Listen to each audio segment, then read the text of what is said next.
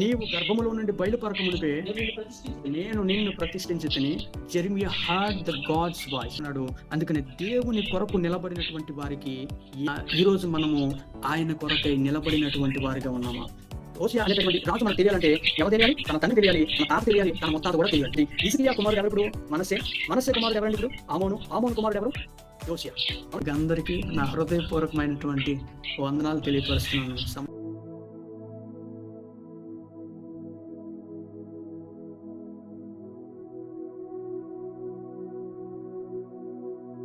Father, once again we thank you for this time given to us, Lord.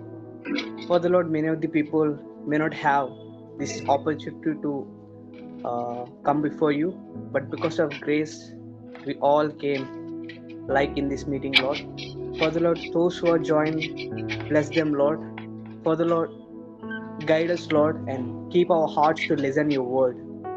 Thank you, Lord, once again. In Jesus' name I pray. Amen. పరిశుద్ధ ప్రేమగల తండ్రి, నీకు వందనాలు, స్తోత్రాలు దేవా. తండ్రి దేవా, మరొక వారమున తండ్రి దేవా, ఇలా ఈ రోజు తండ్రి ఈ యొక్క జూమ్ మీట్లో తండ్రి దేవా కలుసుకోవడానికి తండ్రి మీరు మాకు చేసిన గొప్ప సహాయం బట్టి నీకు వందనాలు తండ్రి. స్తోత్రాలు Lord for giving this wonderful time, Lord. Thank you for your grace, thank you for your love upon us, Lord. Lord, we come before you with humble hearts, Lord. We lifting up the youth in our churches and communities, Lord. We ask for your divine guidance and presence in their life, and the growth in faith, wisdom and understanding as they walk with you every day, Lord. Lord, your word says that in 2 Peter 3:18, but grow in the grace and the knowledge of our Lord and Savior Jesus Christ. To him be the glory both now and forever. Father, plant in them a deep hunger for your word. Let them seek you daily, finding strength and direction in your truth, Lord. Lord, help them not to be comfort to this world, but to be transformed by the renewing of their minds.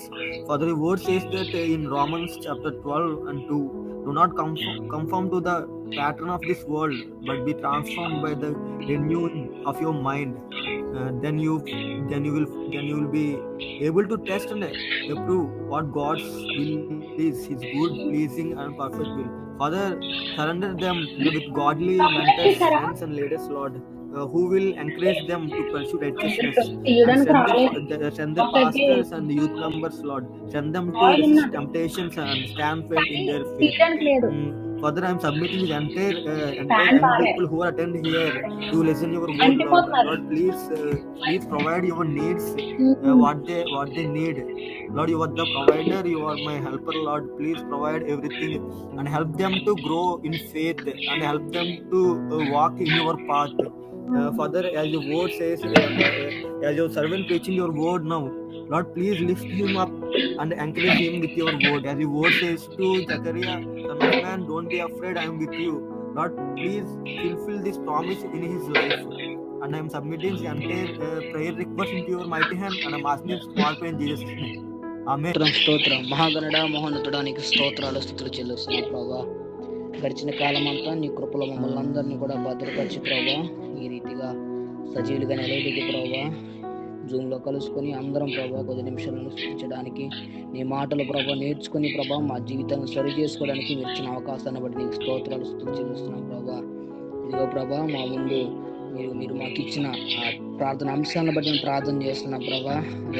నన్ను పిలిచిన దేవా, నన్ను ముట్టిన ప్రభువా,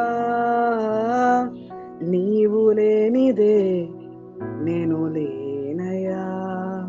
నే జీవించున్నది నీ కృప, ఎదిగించున్నది నీ కృప, హెచ్చించున్నది నీ కృప మాత్రమే. అవునయ్యా, నీ కృపయే కావలెను, నీ కృపయే చాలును. నీ కృప లేకుంటేనే నేనేమీ లేనయ్యా. నీ కృపయే కావలెను, నీ కృపయే చాలును.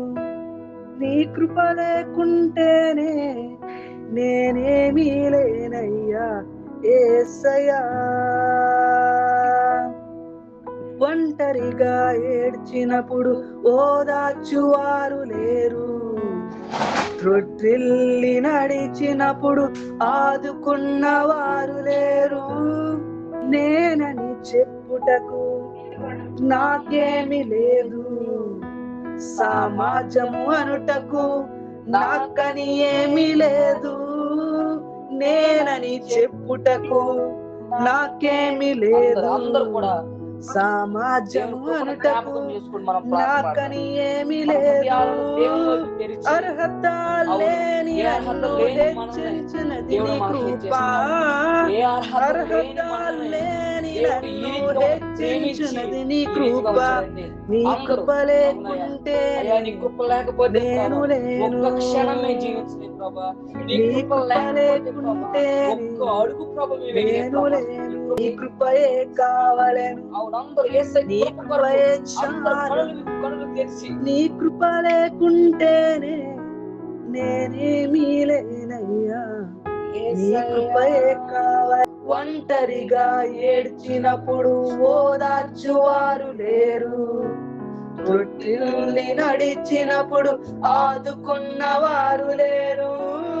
బిగ్గరగా ఏడ్చినప్పుడు కన్నీరు తుడిచి కృప, బిగ్గరుగా ఏడ్చినప్పుడు కన్నీరు తుడిచి కృప.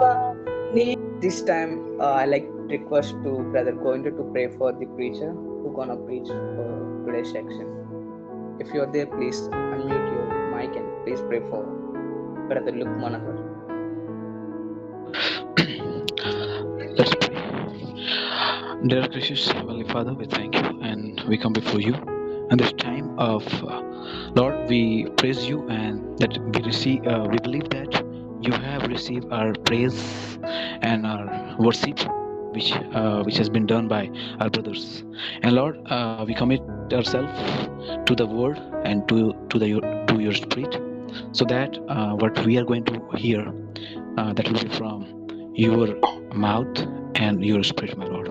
Lord, also we commit our brother Luke Manohar into your mighty hand, and we commit him. And Lord, we want you to speak through his mouth. And when he speaks from your mouth, my Father, Lord, let every heart be pinched and stirred, so that your word will be stable in their minds and in their hearts, my Lord. So that, Lord Father, it will bring fruit and it will glorify your kingdom and it will expand your kingdom, my Lord. Lord Father, build the youth through this ministry and build the organizer, Lord Father, and this group, my Father, so that more and more people may join and praise your name, glorify your name, my Father. Lord, once again I commit him, and Father, Lord, also those who are the listeners, Lord Father, who have joined this meeting and this group, my Lord. And this time, Lord Father, talk to them, prepare their heart and mind to listen your word. Lord, make them the fruitful soil, so that, Lord Father, whatever the seed you want to sow in their hearts, my Lord, let it be fruitful 30%, 60%, and 100 times, my Father. Lord, we pray.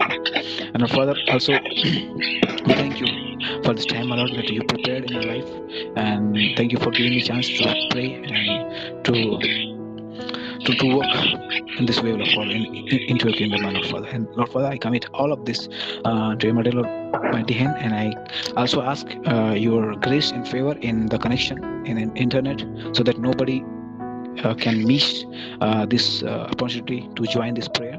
And more people, I ask you to bring them into this group, so that, Lord Father, more your kingdom and this word may spread all over Andhra Pradesh and to this country, my Father.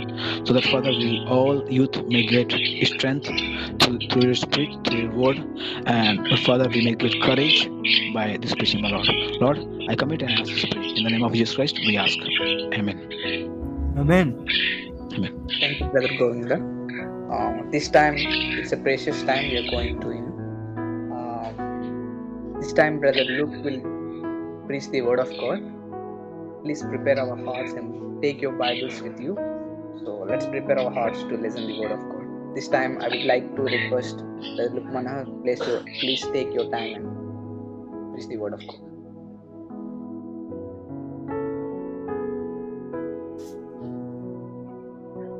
Praise the lord. దేవుని పరిశుద్ధ నామానికి మహిమ కలుగును గాక.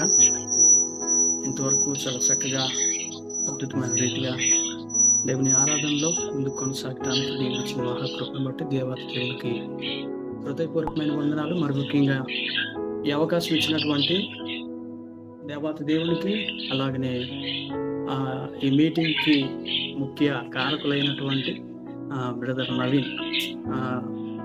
నవీన్కు, అలాగే ఇంతవరకు వర్షిప్లో మనల్ని lead చేసినటువంటి brother Pawan, Shyam and ఎనోస్కు నా ప్రత్యేకమైన వందనాలు.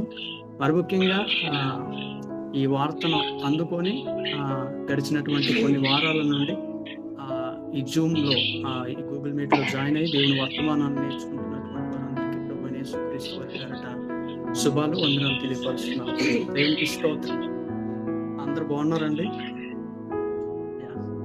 మీరు కనబడలేదు, వినపడలేదు, కానీ నేను అర్థం చేసుకుంటాను. దేవుని మహాకృపను బట్టి మనం అందరం బాగున్నాం కాబట్టి మరలా దేవుని సన్నిధిలో మనం అందరం కూడి దేవుని వర్తమానాన్ని, దేవుని వాక్యాన్ని నేర్చుకునే గొప్ప కృపను దేవుడు మనందరికీ అనుగ్రహించాడు. కాబట్టి అందుని బట్టి దేవునికి మహిమ కలుగును గాక. ఈరోజు దేవుని వర్తమానంలోకి నేరుగా వెళ్ళిపోదాం. మనకి సమయం చాలా తక్కువ కనుక దేవుని వాక్య భాగంలోనికి వెళ్ళే ముందు దేవుడు ఈరోజు మన కొరకే ఏర్పాటు చేసినటువంటి వాక్య లేఖన భాగము, మనం ముందు నుండి నేర్చుకున్నటువంటి ఈ పుస్తకములో నుండి, ఇర్మియా గ్రంథములో నుండి కొన్ని మాటలు కొంతమంది బ్రదర్స్ మంచిగా వివరించారు. ఈరోజు నేను తీసుకున్నటువంటి టాపిక్ ఏంటంటే the plan of God from the generations. దేవుని యొక్క ప్రణాళిక ప్రతి ఒక్క తరములలో ఎలాగ పనిచేసిందో అనే విషయాన్ని మీద నేను మాట్లాడాలని ఇష్టపడుతున్నాను. సో మనం ఈ కార్యక్రమాన్ని ప్రారంభిద్దాం. మొదటిగా ఈ వాక్యాన్ని మనం నేర్చుకుంటున్నప్పుడు, ఇర్మియా గ్రంథాన్ని నేర్చుకుంటున్నప్పుడు, వింటున్నప్పుడు మనకి వచ్చేటటువంటి మొట్టమొదటి ప్రశ్న ఏంటంటే, మనము ఇర్మియా గ్రంథాన్ని ఎందుకు నేర్చుకోవాలి? ఇది సామాన్యమైనటువంటి ప్రశ్న, అందరికీ వచ్చేటటువంటి ప్రశ్న. Why we have to learn about Jeremiah? What God wants to teach us through the Jeremiah life? దేవుడు ఇర్మియాలో నుండి మనతో ఏం మాట్లాడాలనుకుంటున్నాడు, ఇర్మియాని దేవుడు ఎందుకు నిలవబెట్టాడనే విషయాన్ని మనం ఈరోజు చూద్దాం. డీప్గా నేను ఇర్మియాలోనికి వెళ్ళలేకపోవచ్చేమో కానీ, but I definitely we will get good stuff from the history. ఆ ముందు జరిగినటువంటి సన్నివేశాలు, ఇర్మియా గ్రంథంలోనికి ఎలాగ మనం ప్రవేశించాలనే విషయాలు మాత్రం మనం ఖచ్చితంగా నేర్చుకొని ఈరోజు దేవుని వాక్యం ద్వారా దీవించబడదాం. నమ్మిన వారి దగ్గరగా హల్లెలూయా చెప్దాం. హల్లెలూయా, ప్రైజ్ గాడ్.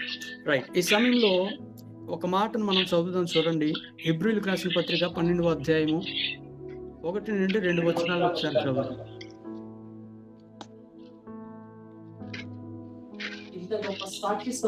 ఎంత గొప్ప సాక్ష్య సమూహము మేఘము వలె మనల్ని ఆవరించినందున. చాలండి, ఇక్కడ మనం చూడగలిగితే ఎంత గొప్ప సాక్ష్య సమూహము మేఘము వలె మనల్ని ఆవరించిందట. అంటే సాక్ష్య సమూహం అంటే ఎవరు? ఈ సాక్ష్యము అనేది ఎవరు? దేవుని కొరకు నిలబడినటువంటి జనాంగం ఎవరు అనే విషయాన్ని మనం గమనించగలిగితే, ఈ ముందు తరాలలో ఉన్నటువంటి ఈ ప్రజలందరూ కూడా, దేవునికి ఇష్టకరంగా ఉన్నటువంటి వారందరూ కూడా దేవునికి ఎలాగైతే విధేయత కలిగి జీవించారో, దేవుని మీద ఎలాగైతే ఆధారపడి జీవించారో, దేవునికి సాక్షులుగా ఎలాగైతే జీవించారో, వారందరూ కూడా ఒక సాక్ష్య సమూహముగా ఉన్నారంట. మనం ఎందుకు నేర్చుకోవాలి ఇర్మియా గ్రంథాన్ని? ఇర్మియా కోసం మనం ఎందుకు తెలుసుకోవాలి అనే ప్రశ్నకు అర్థం ఏంటో తెలుసా? ఇదే ఏంటంటే సాక్ష్య సమూహం వారంతా. కాబట్టి ఆ సాక్ష్యాన్ని మనం ఎందుకు నేర్చుకోవాలి, ఆ సాక్ష్యం మనకి ఎందుకు ఎలా ఉపయోగపడుతుంది అనే విషయాన్ని చూద్దాం. 2వ వచనం, మనము కూడా ప్రతి భారమును సులువుగా చిక్కులు పెట్టు పాపమును విడిచిపెట్టి విశ్వాసమునకు కర్తయు దానిని కొనసాగించువాడునైనా యేసు వైపు చూచుచు. చాలండి, దేవునికి స్తోత్రం. మనం ఏం చేయాలటండి? సులువుగా పెట్టేస్తున్నటువంటి శోధనలో నుండి తప్పించబడాలంటే మనకి సాక్ష్యాలు అవసరమై ఉన్నాయి. అవునా కాదండి? మనం కొన్ని సందర్భాలలో పడిపోయినప్పుడు, జారిపోయినప్పుడు, చిన్నప్పుడు మన తల్లిదండ్రులు ఎలాగ వెన్నంటుండి మనల్ని రక్షించుకుంటారో అట్లాగా మన ఆధ్యాత్మికమైనటువంటి జీవితంలో మనం పడిపోకుండా, సోలిపోకుండా, నలిగిపోకుండా, విరిగిపోకుండా మనము ముందున్నటువంటి పితరుల జీవితాలలో నుండి మనం నేర్చుకోవాల్సినటువంటి అనేకమైనటువంటి సాక్ష్యాలను దేవుడు బయలుపరిచాడు. అందులో ఇర్మియా ఒకడు. దేవునికి స్తోత్రం కలుగును గాక. కాబట్టి ఈ ముందు ఒక్క పేజీ మీరు టర్న్ చేయగలిగితే 11వ అధ్యాయము మొదటి నుండి కొంతమంది ఆధ్యాత్మికంగా విశ్వాసంలో ముందుకు నడిచినటువంటి వారిని, భక్తులను మనం చూడగలుగుతూ ఉంటాం. కాబట్టి ఈ భక్తుల జీవిత సాక్ష్యాలు, వారు ఎలాగైతే దేవునిలో ముందుకు కొనసాగారో అవన్నీ కూడా మనకి సాక్ష్య రూపంలో మనకి మన జీవితాలకి ఉపయోగపడతాయి. కాబట్టి మొట్టమొదటిగా మనం తెలుసుకోవాల్సింది ఏంటంటే ఇర్మియా అని మనం ఎందుకు నేర్చుకోవాలి. నాట్ ఓన్లీ ఇర్మియా, Jeremiah, we have to learn each and every Bible verses and Bible stories because of they are walking with Jesus, so they have lot of experience with Jesus. దేవునితో నడిచేటటువంటి అనుభవాన్ని కలిగి ఉన్నటువంటి ప్రతి ఒక్క విషయాన్ని మనం నేర్చుకోవాల్సినటువంటి వారమై ఉన్నాము. అవి మనకి సాక్ష్యముగా ఉన్నారు. ఎందుకంటే మనం సోలిపోకుండా, నలిగిపోకుండా, విరిగిపోకుండా మనము బయటికి తేబడటానికి. రైట్, ఈ సమయంలో మనం మొట్టమొదటిగా దేవుని వాక్య భాగంలోనికి మనం వెళ్దాం రండి. ఇర్మియా గ్రంథము 1వ అధ్యాయము 1వ వచనాన్ని మనం చదువుదాం సార్.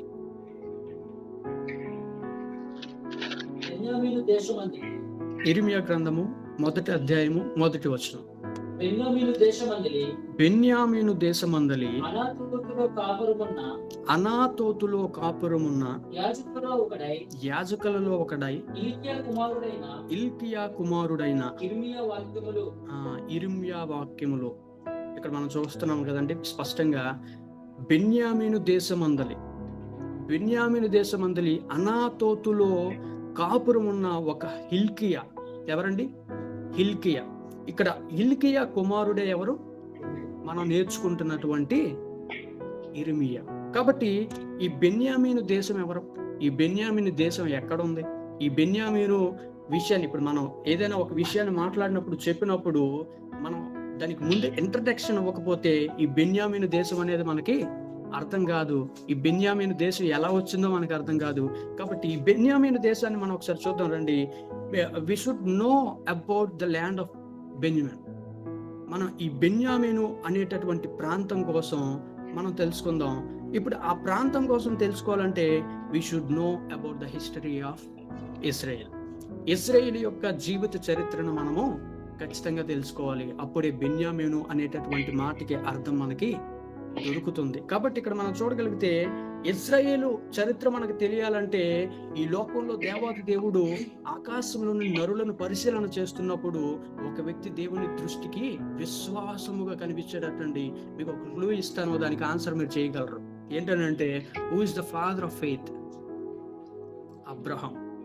Praise God. కాబట్టి ఈ విశ్వాసులకు తండ్రి ఎవరనంటే అబ్రహాము. దేవుడు చూసినప్పుడు అబ్రహాము దేవుని దృష్టికి నీతిమంతుడికి కనబడ్డాడు, విశ్వాసము కలిగి కనబడ్డాడు. అందుకనే దేవుడు ఏం చేశాడో తెలుసా? అబ్రహామును సెలెక్ట్ చేసుకున్నాడు. అబ్రహాము కుమారుడే వాగ్దాన పుత్రుడైనటువంటి ఇస్సాకు. ఈ ఇస్సాకులో నుండి ఎవరు వచ్చారండి? యాకోబు, యాసోబు. మనందరికీ తెలిసి స్టోరీ, కాబట్టి నేను కొంచెం స్పీడ్గా వెళ్ళడానికి ప్రయత్నిస్తాను. కాబట్టి ఇస్సాకు లో నుండి వచ్చినటువంటి బిడ్డలు ఎవరండి? యాకోబు, యాసోబు. యాకోబు జీవితం మనందరికీ తెలుసు. భార్యలను కలిగి ఉన్నాడు, దేవునికి వ్యతిరేకంగా ఉన్నాడు, దేవుని యందు ఆసక్తి లేకుండా ఉన్నాడు, తన జ్యేష్ఠత్వపు హక్కును అమ్మేసుకున్నాడు, పోగొట్టేసుకున్నాడు. కాబట్టి ఇప్పుడు దీవెనలన్నీ ఎవరికి రావాలి? యాకోబుకి దీవెనలు రావాల్సి ఉంది కనుక యాకోబును దేవుడు ఎన్నుకున్నాడు. యాకోబుకి పుట్టినటువంటి కుమారులు 12 మంది అండి. ఎంతమంది అండి? 12 మంది కుమారులు, ఒక కుమార్తె. కాబట్టి 12 మందిని మనం చూడగలిగితే రూబేను, సిమ్యోను, లేవి, యోదా, దాను, నప్తాలి, గాదు, ఆసేరు, ఇస్సాకారు, జెబులోను, దీనా కుమార్తె యోసేపు, బెన్యామీను. కాబట్టి 13 మందిలో ఒక కుమార్తె, 12 మంది కుమారులు. ఈ 12 మంది కుమారులని ఏమన్నారంటే ఏమన్నారండి? 12 గోత్రాలని పిలిచారు. ఈ 12 గోత్రాలను పిలవడం బాగానే ఉంది. ఇంతకీ ఇశ్రాయేలు అనేది ఎలాగా చెప్పగలం, ఎలా వచ్చిందని అంటే, ఈ యాకోబు ఎప్పుడైతే దేవునితో ఆ పెనుగులాడాడు హెబ్బేకు రేవు దగ్గర, మన అందరికీ తెలుసు. హెబ్బేకు రేవు దగ్గర యాకోబు పెనుగులాడినప్పుడు జారగొట్టినప్పటికీ కూడా నీవు నన్ను దీవిస్తేనే గాని, నీవు నన్ను ఆశీర్వదిస్తే గాని నిన్ను విడిచిపెట్టను అన్నటువంటి ఈ యాకోబుని దేవుడు ఏం చేశాడండి? చివరికి ఆశీర్వదించాడు. ఆశీర్వదించడమే కాదు, ఆయనకి ఇశ్రాయేలు అనే పేరు నామకరణం చేశాడు. దేవునికి స్తోత్రం కలుగును గాక. కాబట్టి ఈ పేరు నామకరణం చేసినప్పుడు ఈ యాకోబు అనకూడదు, ఇంకా ఇప్పుడు మనం ఏమనాలండి ఆయన్ని?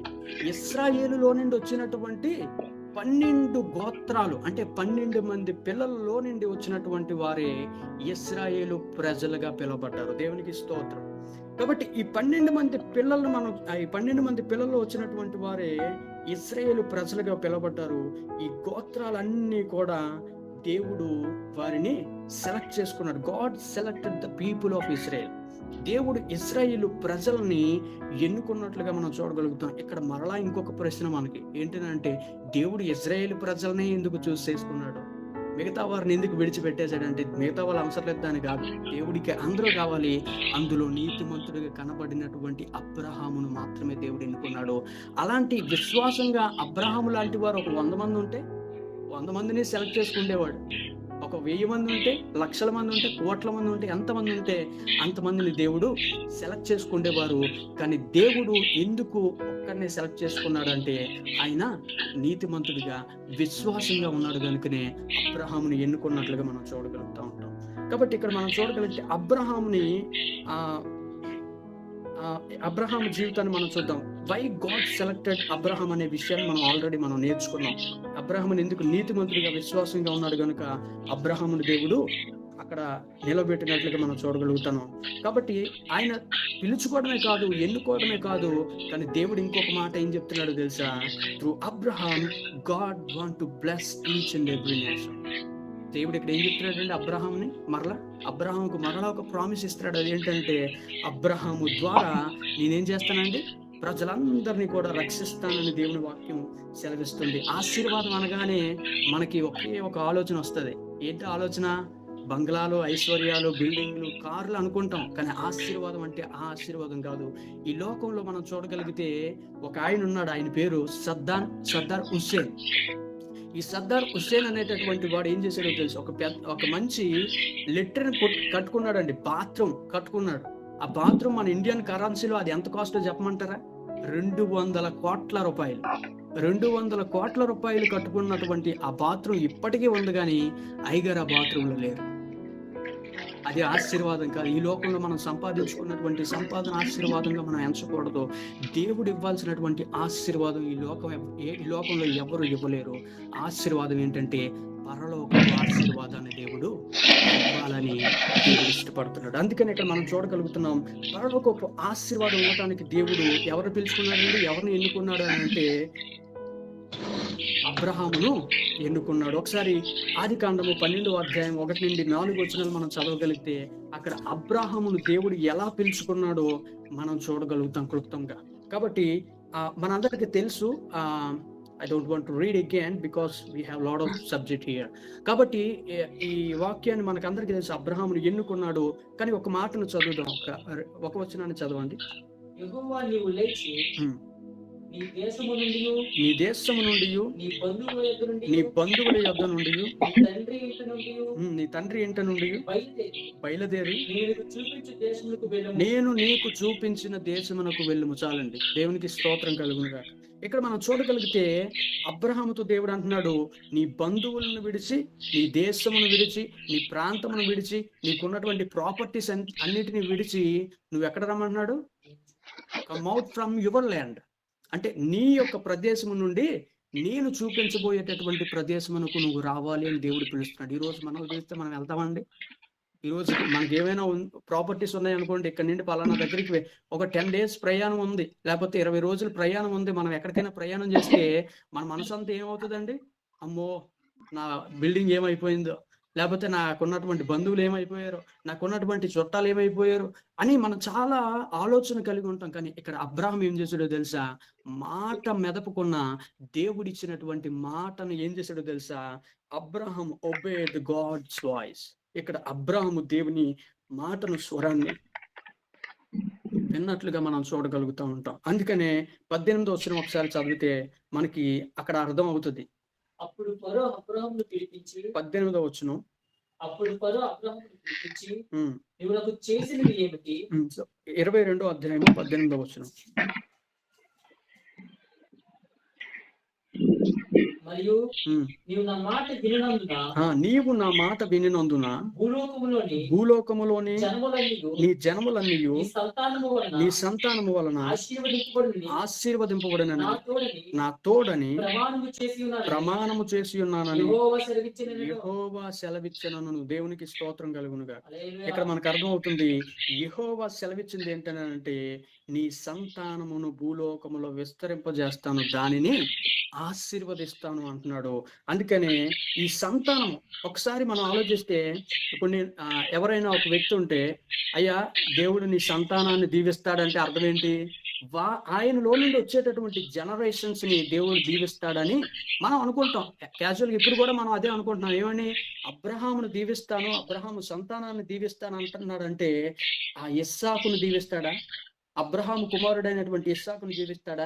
ఇస్సాకులో నుండి వచ్చినటువంటి వారిని దీవిస్తాడా? ఎవరిని దీవిస్తాడనే మాటని క్లియర్ గా మనం చూడగలిగితే, who is that of springs, ఎవరు వంశావళి, ఎవరు వారి వారసులు ఎవరనేది మనం చూడగలిగితే, ఆ వారసులను దేవుడు దీవించటం కాదు, కానీ ఇక్కడ ఆధ్యాత్మికమైనటువంటి కోణాలు మనం చూడగలిగితే ఒక్క మాట స్పష్టంగా క్లియర్ గా రాయబడింది. గలతీయులకు రాసిన పత్రిక 3వ అధ్యాయము 16వ వచనంలో ఇలాగా అంటుంది. ఏమనంటే ఎవరిని దేవుడు ఆశీర్వదిస్తాడు, ఏ సంతానం అది అనే ఒక్క మాటను మనం చూద్దాం.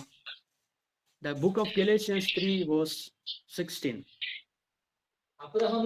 అబ్రహామునకును అతని సంతానమునకును వాగ్దానము చేయబడను, ఆయన అనేకులను గూర్చి అన్నట్టు నీ సంతానమునకు అని చెప్పక ఒకని గూర్చి అన్నట్టే నీ సంతానమునకు అనెను. ఆ సంతానము ఆమేన్. ఎవరండి ఇక్కడ సంతానం? ఆ సంతానము క్రీస్తు అంట. దేవుని ప్రణాళిక ఎంత గొప్పదో చూడండి. దేవుని యొక్క ప్రణాళిక మనం ఎప్పుడు అనుకుంటాం, ఎప్పుడు ప్రారంభమైంది దేవుని ప్రణాళిక అంటే ఇన్ ద బిగినింగ్. ఆదిలోనే దేవుని యొక్క ప్రణాళిక. యెహోవా తండ్రిగా ఉన్నటువంటి దేవుడే కుమారుడుగా నరావతారిగా ఈ లోకానికి రావటానికి ప్రణాళిక చేశాడు. ఎంత గొప్ప విషయమో చూడండి.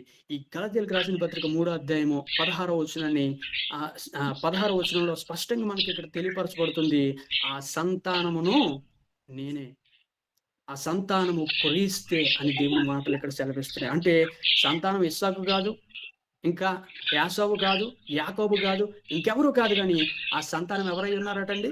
క్రీస్తు అయి ఉన్నాడు. ఇప్పుడు మనం చూడగలిగితే దేవుని యొక్క ప్రణాళిక ఎంత క్లియర్ గా ఉందో మనం చూస్తున్నాం.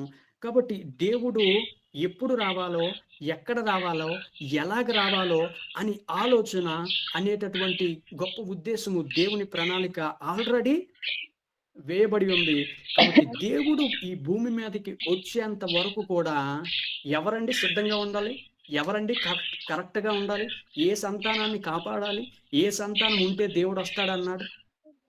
అబ్రహాము సంతానం, ఇజ్రాయేలీలో నుండి దేవుడు వస్తానని మాట ఇచ్చాడు గనుక, అబ్రహాము సంతానంలో నుండి వస్తానని దేవుడు ఇక్కడ మాట ఇచ్చాడు గనుక ఇప్పుడు ఏం అవ్వాలండి?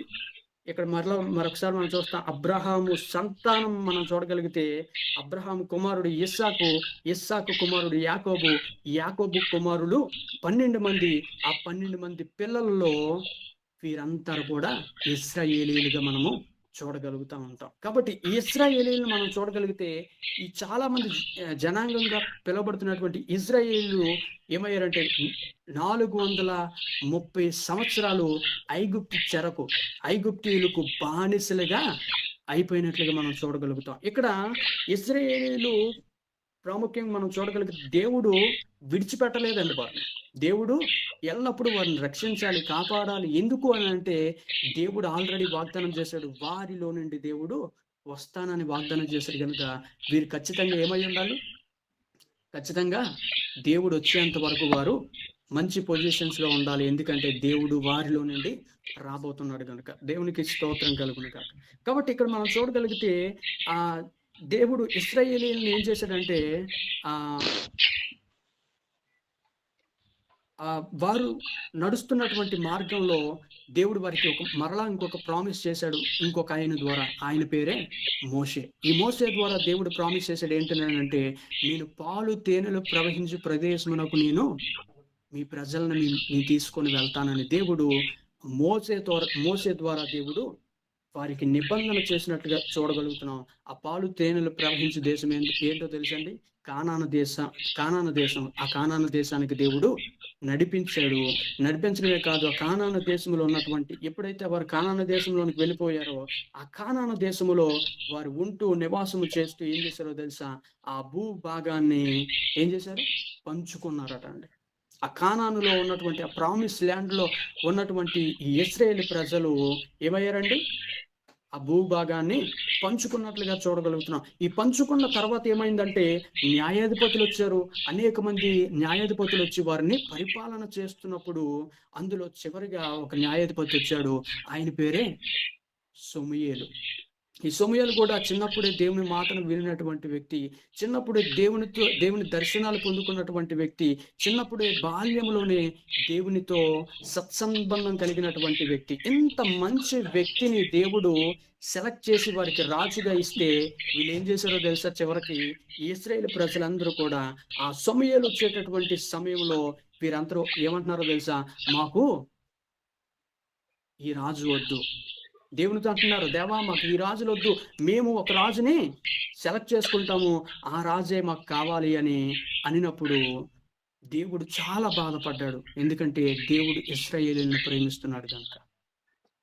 రెండోది, ఈ సమూయేలు కూడా చాలా ఏడ్చాడు, ప్రార్థించాడు వారు మారాలని. కానీ వారు వినలేదు. కానీ దేవుడు ఒక మాటను గుర్తు చేశాడు. అది ఏంటో తెలుసండి? ఇక్కడి నుండి వీరి పతనం అనేది ప్రారంభించబడింది. ఇశ్రాయేలు పతనం మొట్టమొదటిగా ఎలాగో తెలుసా? దేవుడు ఒకవేళ నేను నా యొక్క అధికారాన్ని మనుష్యుల చేతికి అప్పచెప్తే మీరు ఎలా ఉంటారో తెలుసా? వారి మాట మీరు వినాలి. వారు మిమ్మల్ని కష్టాలు పెడతారు, వారు మిమ్మల్ని శోధనలకు గురి చేస్తారు, వారు ఇరుకుల్లోనికి నెడతారు. ఏం చేయాలి మీరు? వారి రథాల ముందు మీరు పరిగెట్టాలి, వారి వెనకాల మీరు చాకరీ చేయాలి, పనులు చేయాలని దేవుడు తెలియపరిచినప్పటికీ కూడా మాకు వద్దు, మాకెవరు కావాలండి? మాకు ఈ లోకపు రాజులే కావాలని ఒక రాజుని సెలెక్ట్ చేసుకున్నారు. ఆ రాజు పేరే సౌలు గారు. ఎవరండి? సౌలు మహారాజు ఏం చేశాడు తెలుసా? స్టార్టింగ్ లో మంచిగా పరిపాలన చేశాడు. అలా కొంచెం కాలం అయిన తర్వాత సౌలు కూడా ఏమైపోయాడు? తన పరిపాలన చాలా కఠినం అయిపోయింది. ఆ ప్రజలందరికీ కూడా చాలా ఇబ్బందికరమైనటువంటి పరిస్థితులు తలెత్తుకున్నప్పుడు అప్పుడు వాళ్ళకి అర్థమైంది. అదేంటో తెలుసా? యునైటెడ్ కింగ్డమ్ గా ఉన్నటువంటి ఈ 12 గోత్రపు ప్రజలందరూ కూడా ఏం చేస్తున్నారండి? సౌలు అంటలోకి వెళ్ళిపోయారు. ఈ 12 గోత్రాలు కూడా మొట్టమొదటిగా 40 సంవత్సరాలు సౌలు రాజు పరిపాలన చేశాడు. తర్వాత దావీదు పరిపాలన చేశాడు. తర్వాత సొలొమోను పరిపాలన చేశాడు. వీళ్ళు పరిపాలన చేస్తున్నటువంటి సందర్భంలో సొలొమోను దగ్గరికి వచ్చేసరికి సొలొమోను కాలములో మరలా ఏమైందంటే మొట్టమొదటి స్థితిలోనికి వీరు మరలా వెళ్ళిపోయారు. విగ్రహారాధన చేస్తున్నారు, వ్యభిచారం చేస్తున్నారు, తింటున్నారు, తాగుతున్నారు, వారికి నచ్చినట్లుగా బిహేవ్ చేసుకుంటూ వెళ్ళిపోతున్నారు. కానీ ఇక్కడ మనం చూడగలిగితే దేవుడు వారు చేస్తున్నటువంటి వ్యతిరేకతను బట్టి, వారు చేస్తున్నటువంటి ఆ రిబెల్డెస్ బట్టి వారు మరలా ఏమైపోయారంటే 2 భాగాలుగా విడిపోయారటండి. 12 గోత్రాలు ఇప్పుడు ఏమైపోయాయి? 2 గోత్రాలుగా విడిపోయాయి. అంటే 2 డివిజన్స్ అయిపోయాయి. అందులో మొట్టమొదటి ఏంటో తెలుసా? ఉత్తర రాజ్యము, రెండోది దక్షిణ రాజ్యము. కాబట్టి మొదటి రాజ్యము 10 గోత్రాలు, రెండో రాజ్యము 2 గోత్రాలు. కాబట్టి ఇక్కడ చూడగలిగితే ఈ 2 గోత్రాలు ఏంటంటే మొదటిది బెన్యామీను గోత్రము, రెండోది యోధా గోత్రం. అర్థమవుతుందండి? 12 గోత్రాలు ఏమైపోయి ఎక్కడ పతనం స్టార్ట్ అయింది. రెండు డివిజన్స్ అయిపోయి, మొదటిది 10 గోత్రాలు, రెండోది 2 గోత్రాలు. మొదటి గోత్రము ఉత్తర రాజ్యము, రెండోది దక్షిణ రాజ్యము. ఈ దక్షిణ రాజ్యంలో ఉన్నటువంటి 2 గోత్రాల్లో కూడా మొదటిది బెన్యామీను, రెండోది యోధా గోత్రంగా మనం చూడగలుగుతూ ఉంటాం. కాబట్టి ఈ రెండింటిని కలిపి యోధా గోత్రం అని పిలుస్తారు, యోధా రాజ్యం అని పిలుస్తారు. యోధా రాజ్యముకి ముఖ్య పట్టణం ఏంటంటే యెరూషలేము అండి. ఏమండి? యెరూషలేముగా ఉంది ముఖ్య పట్టణము. ఈ అంటే మనం ఫర్ ఎగ్జాంపుల్ మనం చూడగలిగితే, మనం కొంతమంది ఆంధ్ర తెలంగాణలో ఉన్నాం కాబట్టి తెలంగాణ ఏదండి ముఖ్య పట్టణం? హైదరాబాద్ ముఖ్య పట్టణం. ఈ భారతదేశానికి ముఖ్య పట్టణం ఏది? మేము ఉంటున్నటువంటి ప్రదేశం ఢిల్లీ. అలాగా అక్కడ మనం చూడగలిగితే ముఖ్య పట్టణం ఏంటి? యెరూషలేము అన్నమాట. యెరూషలేము ముఖ్య పట్టణంగా ఉంది. యెరూషలేములో ఎవరున్నారండి? సొలొమోను దేవుని ఘనత కొరకు, దేవుని మహిమార్థమై ఒక మందిరాన్ని కట్టాడు. ఈ మందిరాన్ని కట్టినటువంటి ఈ సొలొమోనుని దేవుడు ఎన్నుకున్నాడు, ప్రతిష్ఠించాడు. ఆ మందిరాన్ని దేవుడు ఆశీర్వదించాడు. ఆ 2 భాగాలు అయిపోయింది అక్కడతో. అది యోధా బెన్యామీను పక్కన పెడతాం. ఇంకా 10 మంది ఉన్నారు కదండి. ఈ 10 మందిని మనం ఏమని చూస్తాం? ఇశ్రాయేలు ప్రజలు, ఇశ్రాయేలుగా మనం చూస్తాం. అంటే ఈ ఇశ్రాయేలుగా ఉన్నటువంటి ఈ 10 గోత్రాలు కూడా మొట్టమొదట్లో మనం ఏమన్నాం? ఈ 12 గోత్రాలను కూడా ఇశ్రాయేలు ప్రజలే అన్నాం. ఎప్పుడైతే బెన్యామీను యోధా విడిపోయిందో యోధా గోత్రంగా మారింది. ఈ 10 గోత్రాలు కూడా ఇశ్రాయేలీలుగా మిగిలిపోయారు. వీళ్ళు ఇప్పుడు ఏం చేస్తున్నారంటే దేవునికి వ్యతిరేకంగా విగ్రహారాధన, వ్యభిచారము, ఇంకా అనేకమైనటువంటి కార్యాలు, దేవునికి అయిష్టమైనటువంటి కార్యాలు చేపడుతూ వారు ముందుకు కొనసాగుతున్నటువంటి సందర్భంలో దేవుడు కొంతమంది ప్రవక్తలను, జెర్మియా లాంటి ప్రవక్తలను నిలబెట్టి అలా చేయకూడదు, ఇలా చేయాలని దేవుడు ఎన్ని చెప్పినప్పటికీ కూడా వారు విననొల్లక ఉన్నారు కనుక దేవుడు వారిని ఏం చేశాడో తెలుసా? అస్సూరు చెరకు వారిని అప్పగించేసినట్లుగా మనం చూడగలుగుతూ ఉంటాం. కాబట్టి ఈ అస్సూరు ప్రజలకు ఎప్పుడైతే దేవుడు అప్పగించేశాడో, ఈ ఒక మాట చూద్దాం రండి. దేవుడు ప్రతి ఒక్కరికి చాలా ఛాన్సెస్ ఇస్తాడు. ఆ ఛాన్సెస్ ఇచ్చినప్పుడు మనం వినియోగించుకోకపోతే మరలా ఏమవుతుందండి? మనం ఎక్కడికి వెళ్ళిపోతాం? దేవుడు చూపించాల్సినటువంటి ఇంకొక కోణం ఉంది, ఆ కోణానికి మనము వెళ్ళిపోవక తప్పదు. కాబట్టి రోమీయులకు రాసిన పత్రిక 1వ అధ్యాయము 28వ వచనం ఇలా సెలవిస్తుంది. రోమీయులకు రాసిన పత్రిక 1వ అధ్యాయము 28వ వచనాన్ని మనం చూడగలిగితే, అక్కడ అస్సూరు రాజుకు దేవుడు ఎలా అంటే మనం ఏదైనా దేవునికి వ్యతిరేకంగా ఉంటే దేవుని కోణాన్ని, ఇంకొక కోణాన్ని అక్కడ మనం చూస్తాం. మరియు వారు తమ మనసులో దేవునికి చోటు ఇయ్యనొల్లకపోయిరి గనుక చేయరాని కార్యములు చేయుటకు దేవుడు భ్రష్ట మనసుకు వారిని అప్పగించెను. ఎవరికండి? భ్రష్ట మనసుకు అప్పగించాడు. ఎవరిని? ఈ 12 గోత్రపు ప్రజలని, యోధా ప్రజలందరినీ, ఇశ్రాయేలు ప్రజలందరినీ కూడా ఆ అస్సూరు చెరకు దేవుడు అప్పగించేశారు. ఇంకా వారు వెళ్ళిపోయినట్లే. ఇంకా వారి కోసం మనం ఆలోచించాల్సినటువంటి పని లేదు, ఎందుకంటే వారు ఇంకా ఫినిష్ అయిపోయారు. ఇప్పుడు మనం చూడగలిగితే, ఇప్పుడు నీకు ఒక ప్రశ్న ఏంటంటే, what God promise to Abraham? దేవుడు అబ్రహాముకి ఏం ప్రామిస్ చేశాడు? మనం చూసాం కదా గెలేషియన్స్ 3:16లో ఏం చూసామండి? అబ్రహామునకు ఆయన సంతానమునకు దేవుడు వాగ్దానం చేశాడు. అదేంటి?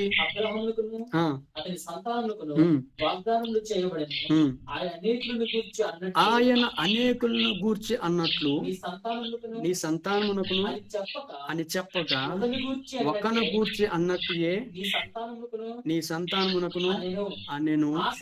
ఆ సంతానము క్రీస్తు.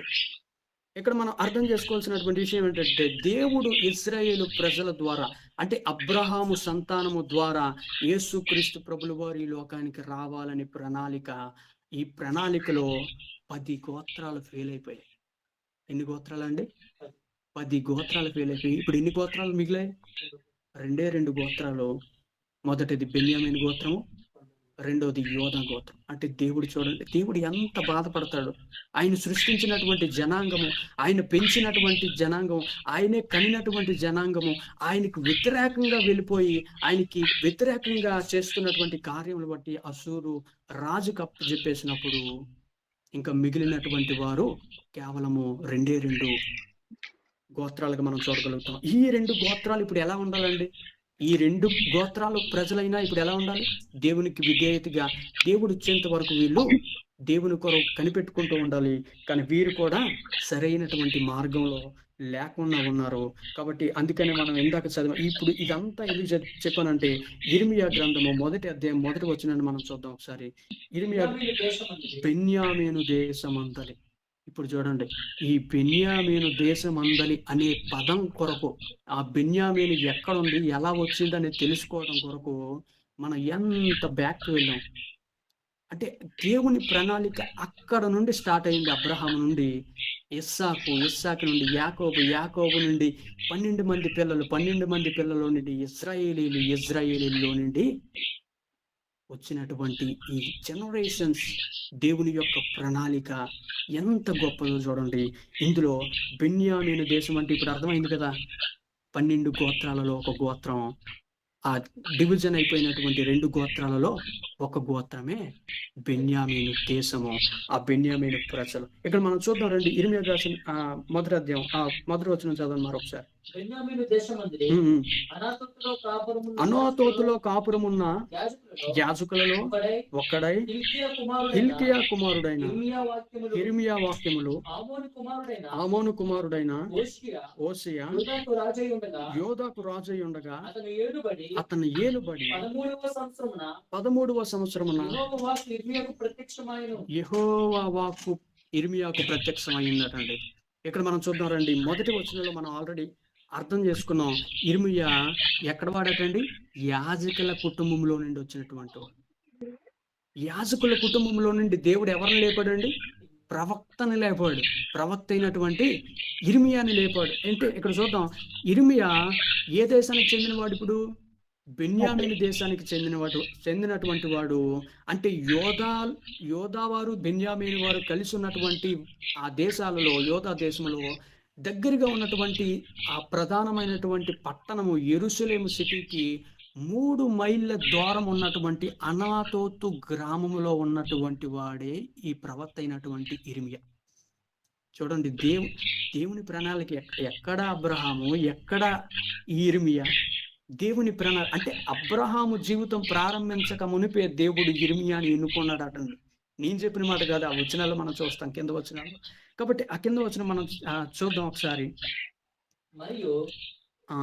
మరియు యోషియా కుమారుడగు యెహోవాకీము యోధాకు రాజై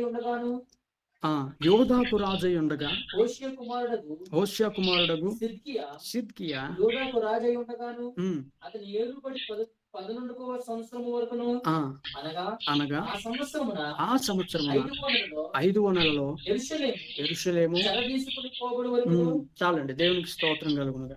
ఇక్కడ మనం చూసాం, ఏషియా ఏ పట్టణానికి ఇప్పుడు రాజుగా ఉన్నాడు? ఏ పట్టణానికి అండి? కొంతమంది బెన్యామీను అంటున్నారు. బెన్యామీను కరెక్ట్ ఆన్సరే. యోధా కరెక్ట్ ఆన్సర్. ఎందుకంటే 2 కలిపి యోధాగా పిలువబడుతున్నాయి. ఇప్పుడు యోధా రాజ్యానికి రాజు అయినటువంటి ఏషియాని దేవుడు ఎన్నుకున్నాడు. ఈ ఓషియా అనేటటువంటి ప్రవక్త చాలా మంచివాడండి. ఎలాగో చెప్తాను రండి. ఈ 2 గోత్రాల్లో ఉన్నటువంటి వీరిని దేవుడు ఎన్నుకున్నాడు తన ప్రణాళిక ద్వారా. 13వ సంవత్సరమున దేవుడు హిల్కియా కుమారుడైనటువంటి యిర్మీయాకు ప్రత్యక్షమయ్యి ఇలాగూ సెలవిస్తున్నాడు. 4-5 వచనాలు ఒకసారి ఫాస్ట్ గా. యెహోవా నాకు ప్రత్యక్షమై ఇలాగూ సెలవిచ్చాను, గర్భములో నేను నిన్ను రూపింపబడక మునిపే నేను నిన్ను ఎరిగితిని, నీవు గర్భములో నుండి బయలుపరక మునిపే నేను నిన్ను ప్రతిష్ఠించితిని, జనములకు ప్రవక్తగాను నిన్ను నియమించితిని. చాలండి. ఈ 2 వచనాలు మనం చూడగలిగితే God waiting for Jeremiah from many generations. మనం అనుకుంటా ఉంటాం, మనం దేవుని కొరకు ఎదురు చూస్తున్నాం అనుకుంటాం. కానీ ఇక్కడ మనం నేర్చుకోవాల్సినటువంటి ఒక పాఠం ఏంటో తెలుసా? దేవుడే ఇర్మియా కోసం వెయిట్ చేస్తున్నాడటండి, ఎదురు చూస్తున్నాడట. ఇప్పుడు మనం కూడా అనుకుంటాం, దేవుని కొరకు మనము ఎదురు చూడాలి. నువ్వు ఎదురు చూడడం కాదు, ఆయన ఎప్పుడు నిండో అనాదిక ఇక్కడ చూడగలిగితే, గర్భములో నేను నిన్ను రూపింపబడక మునిపే నేను ఎరిగితిని, నీ గర్భము నుండి బయలుపడక మునిపే నేను నిన్ను ప్రతిష్ఠించి తిని. ఆయన ఎరగడమే కాదు, ఆయన ఆల్రెడీ ప్రతిష్ఠించేశాడు. You are the prophet for the people of Israel. ఆయన ముందుగానే నిర్ణయించినటువంటి విషయాన్ని ఈ ఇర్మియాతో 13వ ఏటనే మాట్లాడుతున్నాడు. కాబట్టి ఇక్కడ మనం చూడగలిగితే, God waiting for Jeremiah from many years. ఇక్కడ ఏం చేశాడు? Jeremiah heard the God's voice. దేవుని యొక్క మాటను, దేవుని యొక్క కాలింగ్ ని విన్నాడు. అందుకనే దేవుని పిలుపును విన్నటువంటి ఈ జెర్మియాను దేవుడు పిలుచుకున్నాడు. ఇప్పుడు జెర్మియా ఆన్సర్ చెప్తున్నాడు. ఏంటని? ఆ కింద వచ్చిన 6వ వచనం మనం చదువుతాం ఒకసారి. అందుకు జెర్మియా చెప్తున్నాడు, అయ్యో ప్రభువు యెహోవా, చిత్తగించుము, నేను బాలుడనే, మాట్లాడుటకు నాకు శక్తి చాలదని అన్నాడంట. ఏమన్నాడటండి ఇర్మియా? దేవుడు ఎప్పుడు నిండో ప్రతిష్ఠించుకున్నటువంటి కుమారుడైనటువంటి ఇర్మియాను దేవుడు ఈ రోజు వాడుకోవాలని ఇర్మియా దగ్గరకు వచ్చి మాట్లాడినప్పుడు ఇర్మియా ఇచ్చినటువంటి జవాబు ఏంటో తెలుసా? అయ్యో ప్రభువా యెహోవా, చిత్తగించుము, నేను బాలుడని అంటున్నాడండి. దేవుడికి తెలీదా ఆయన బాలుడని? 17వ సంవత్సరపు ఏట వరకు దేవుడు కాసుకొని కూర్చున్నాడు. ముందెందుకు చెప్పలేదు అంటే, ఇర్మియాను దేవుడు ప్రతిష్ఠించుకున్నాడు గనుకనే దేవుడు ఏం చేశాడండి? ఆయన నిలబెట్టుకున్నాడు. 7వ వచనం చదువుదాం. యెహోవా నాకు ఇలాగూ సెలవిచ్చాను, నేను బాలుడని అనవద్దు, నేను నిన్ను పంపు వారి యొద్దకు, అందరి యొద్దకు నువ్వు పోవలను, నీకు ఆజ్ఞాపించిన సంగతులను చెప్పవలను. చాలండి. ఇది ఎవరు చెప్తున్నారు? దేవుడు చెప్తున్నాడు. ఇర్మియా ఏమన్నాడు? నేను బాలుడనే అన్నాడు. కానీ దేవుడు ఏమంటున్నాడు అంటే, ముందే నిన్ను ప్రతిష్ఠించుకున్నాను, ముందే నిన్ను పిలుచుకున్నాను, నేను నీకు ఆజ్ఞాపించిన సంగతులను నీవు వారికి తెలియజెప్పాలి అంతే అంటున్నాడు. అందుకే ఇక్కడ మనం ఒక విషయాన్ని గమనించాలి. నువ్వు బాలుడు అయినా, చిన్నోడు అయినా, పెద్దోడు అయినా, నీకు ఆస్తి ఉన్నా, అంతస్తు ఉన్నా లేకపోయినా, ఏమున్నా లేకపోయినా, దేవుడు ఒక మాట చెప్తున్నాడు. ఇర్మియాని దేనిని చూసి దేవుడు ఎన్నుకున్నాడు? తన బ్యాక్గ్రౌండ్ చూశాడా? తన యొక్క బలాన్ని చూశాడా? తన యొక్క బలగాన్ని చూశాడా? దేన్ని చూశాడు? దేనిని చూడలేదు. ఒక మాట నాకు చాలా ఇష్టమైనటువంటి కొటేషన్ ఏంటంటే, God didn't check your ability, but he check your availability. దేవుడు నీకున్నటువంటి సామర్థ్యాన్ని చూడడు, నీకున్నటువంటి ఆలోచనను చూడడు, నీకున్నటువంటి జ్ఞానమును చూడడు, నీకున్నటువంటి వివేచనను చూడడు. దేవుని దృష్టికి మనకి కలిగి ఉన్నటువంటి ప్రతిదీ కూడా శూన్యమే, సున్నా. కానీ క్రీస్తు మనలోకి వస్తే మనం సున్నా అయినప్పటికీ మనము హీరోలుగా మారుతాం. అట్లాగా దేవుడు మార్చాడు ఇర్మియాని. అందుకనే 8వ వచనం చూడగలిగితే దేవుడు అక్కడ చెప్తున్నాడు, నువ్వు భయపడకు, నేను నీకు తోడై ఉన్నాను. Fear not, I will be with you. నేను నీతో ఉన్నాను కనుక నీవేం చేయాలి? భయపడక అంటున్నాడు. అక్కడ మనం కింద వచ్చిన వాళ్ళతో ఎందుకు దేవుడు అలా మాట్లాడుతున్నాడు అంటే, I am already chosen you, నేను నిన్ను ఎన్నుకున్నానని దేవుడు అక్కడ మాట్లాడుతున్నాడు. అందుకనే ఇర్మియా జీవితంలో గొప్ప కార్యాలు జరగక మునిపే దేవుడు తన గ్రంథంలో ఇర్మియాతో మాట్లాడుతున్నాడు. అందుకనే వై గాడ్ కాలింగ్ జెర్మియా. మనం ఇంకా మొట్టమొదటి క్వశ్చన్లోనే ఉన్నాం, ఇంకా మనం ఎంటర్ అవ్వలేదండి. జెర్మియా అసలు పుస్తకంలోని మొదటి వచనంలోనే ఉన్నాం. ఎందుకంటే అసలు దేవుని యొక్క ప్రణాళిక ఏమై ఉందో ముందున్నటువంటి అబ్రహాములో నుండి మనం చూడగలిగాం. ఇప్పుడు రెండోది జెర్మియాకి దేవుడు ఏం చెప్పాడో మనం చూసాం. 9-10 వచనాలు మనం చదవగలిగితే, అప్పుడు యెహోవా చేయి చాపి నా నోరు ముట్టి ఇలాగూ సెలవిచ్చాను, ఇదిగో నీ నోట నా మాట ఉంచి ఉన్నాను.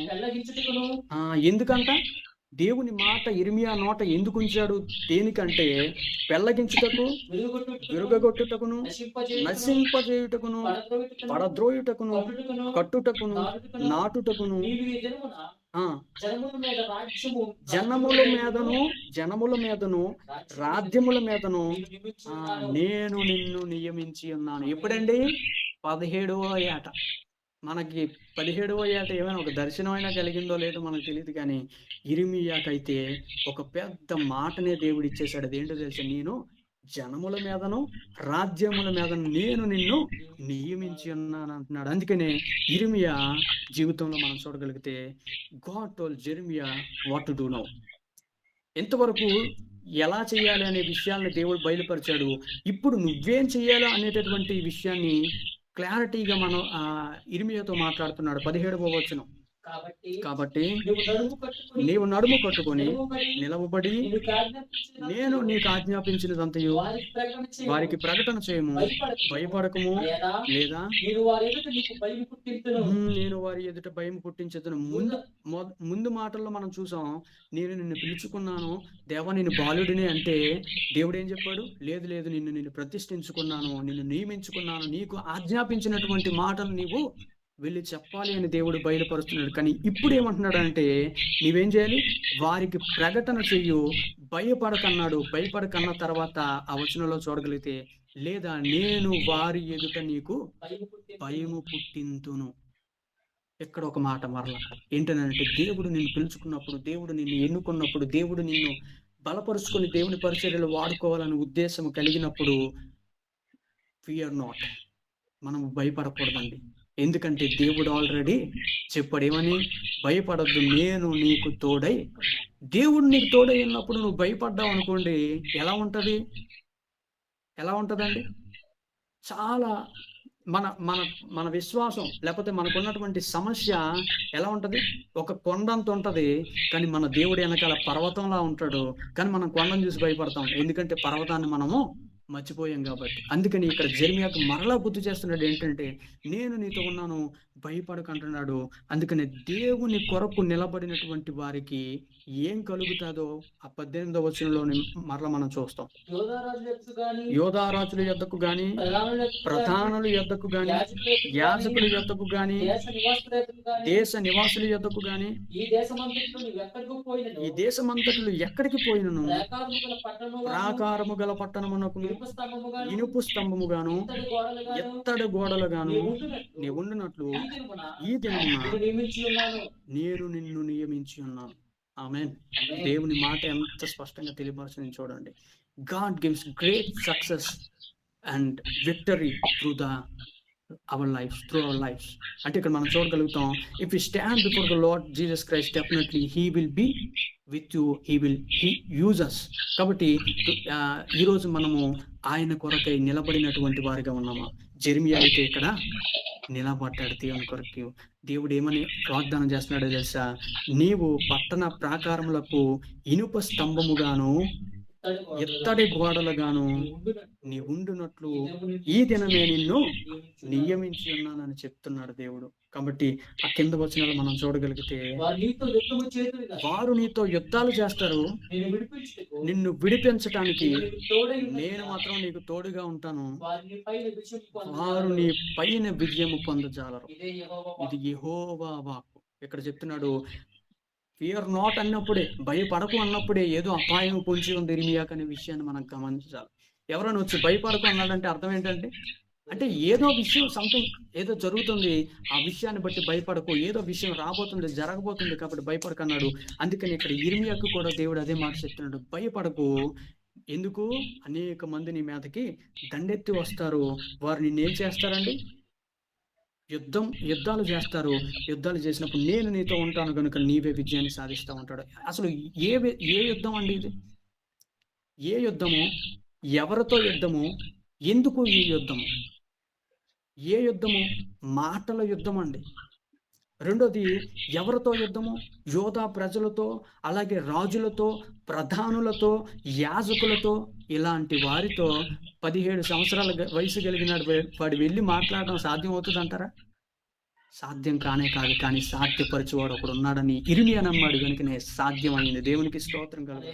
కాబట్టి అందుకే if you want to know what God needs Jeremiah, అసలు దేవుడు ఇర్మియాని ఎందుకు ఎన్నుకున్నాడు అని అంటే, దేవుడు తన రాజ్యాన్ని, ఆ రాజ్యంలో ఉన్నటువంటి విషయాన్ని ఆయన సరిచేయటానికి మొదటి భాగంలో మనం చదువుకున్నాం, దానిని కట్టుటకును విరగొట్టుటకును మరలా సరిచేయుటకును దేవుడు ఇర్మియాని నిలబెట్టుకున్నాడు. ఇంతకీ ఇర్మియా చరిత్ర అంటే ఇర్మియాని దేవుడు ఎందుకు ఎన్నుకున్నాడు అనేటటువంటి విషయాన్ని మనకు తెలియాలంటే we should know about the history of this country.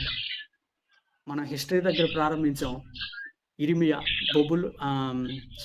బెన్యామీను అనేటటువంటి పదం ఎలా వచ్చిందని హిస్టరీ బ్యాక్గ్రౌండ్లోకి వెళ్ళాం. ఆ హిస్టరీ అంతా నేర్చుకున్నాం.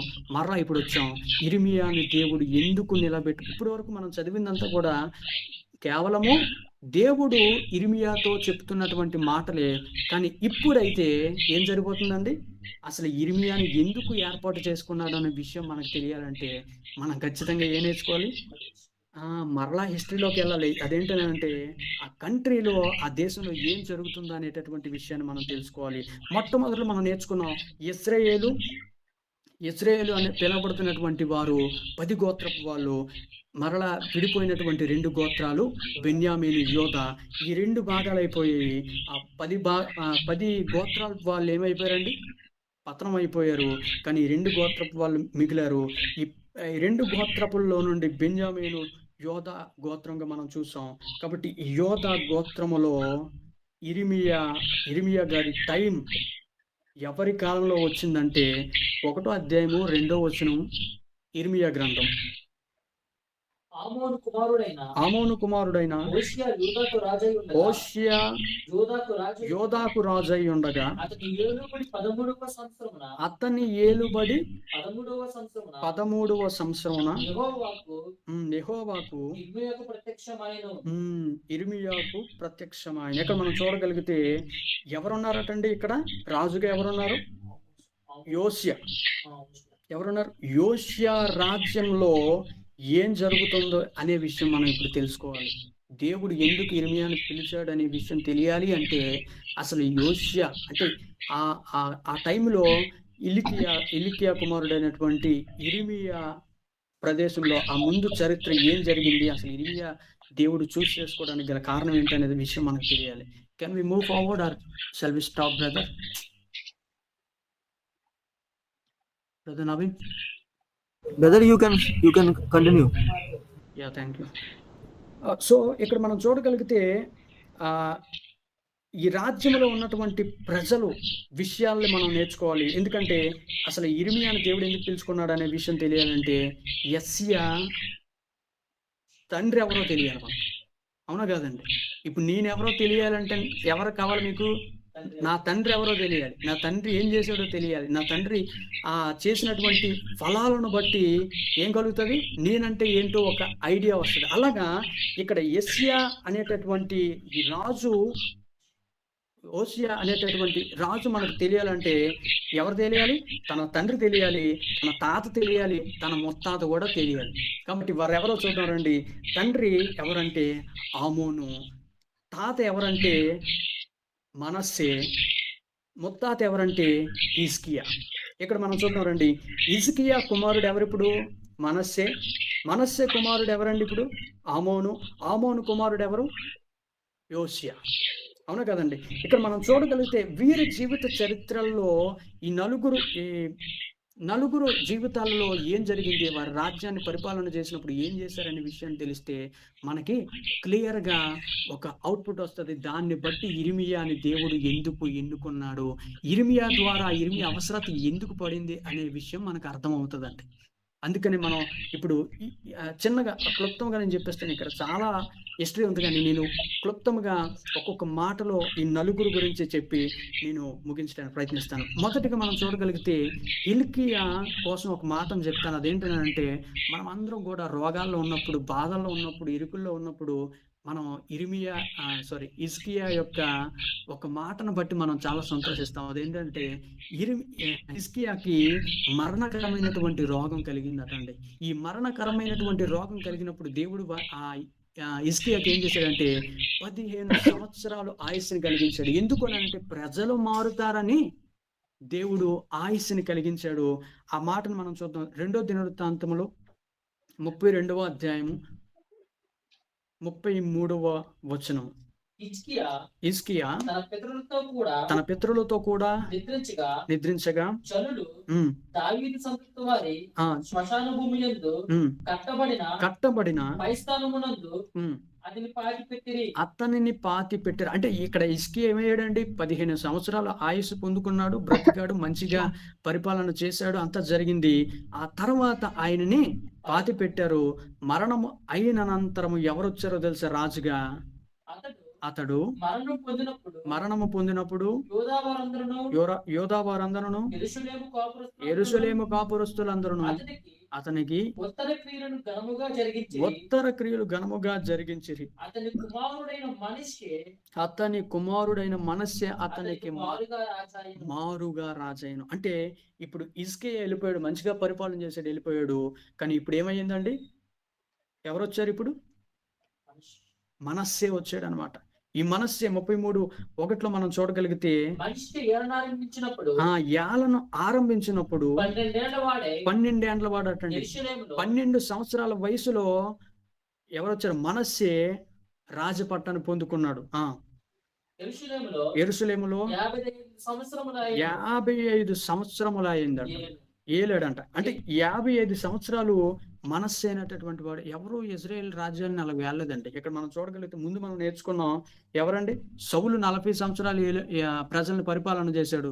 దావీదు, సొలొమోను అందరికీ దేవుడు కొంతకాలం ఇచ్చాడు. కానీ ఇక్కడ మనం చూడగలిగితే మనష్షేకి మాత్రం దేవుడు ఒక మంచి కాలాన్ని ఇచ్చాడు. 55 సంవత్సరాలు పరిపాలన చేసేటటువంటి గొప్ప అవకాశాన్ని ఇచ్చాడు. దేవుడు ఎంత గొప్ప అవకాశం ఇచ్చినప్పటికీ మనష్షే ఏం చేశాడో గొప్పతనం ఒకసారి చూద్దాం రండి.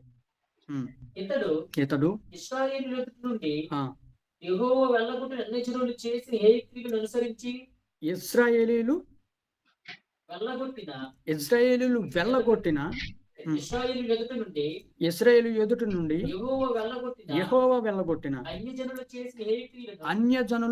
చేసిన హేయక్రియలను అనుసరించి యెహోవా దృష్టికి చెడు నడత నడిచెను. ఏం చేశాడటండి? ఈ మనష్షే చెడు నడత అంటే దేవునికి వ్యతిరేకంగా ఏం చేశాడు? హిజ్కియా కూల్చినటువంటి కోటలు అంటే ఏమనుకోకండి, బయలు దేవతలను, అష్టోరు దేవతలను, అలాగనే లేమోకు దేవతలను, వీరందరికీ కూడా ఒక పేరు పెట్టారు. అదేంటో తెలుసా? ఆకాశరాణి అటండి. ఎవరండి?